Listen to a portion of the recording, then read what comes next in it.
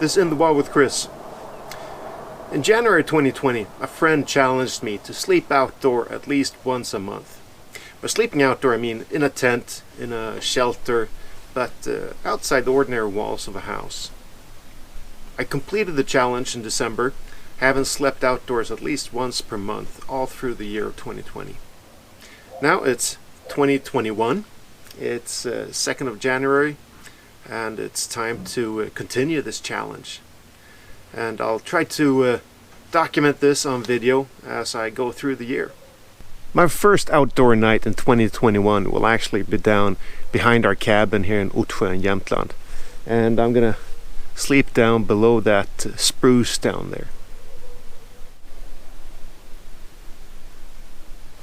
It's minus 12 degrees centigrade right now, and I'm gonna use my outdoor research alpine bivy bag.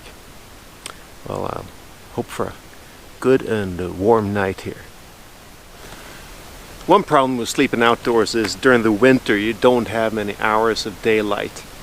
Right now, here in early January, the sun sets at 2:30 in the afternoon, and it doesn't go up till 9:30.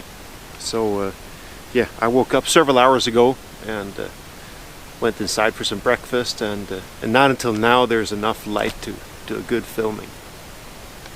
To be able to sleep comfortably when it's minus 10 and deep snow, there are some factors you have to bring in.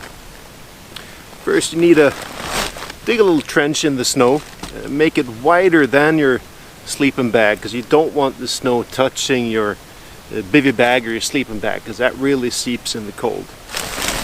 I use 2 sleeping pads to insulate me from the cold.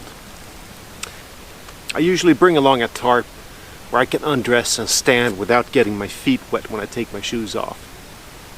I used my outdoor research alpine bivy last night. Inside I have a inflatable air mattress to give me a little bit more softness. I have my marmot sawtooth down sleeping bag, and then I have an inflatable pillow covered in a shemag.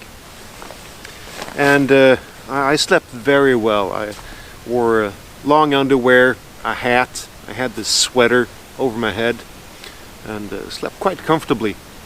What I did find with the bivy bag, when it's this cold, I have to zip it up all the way, make it hermetically sealed.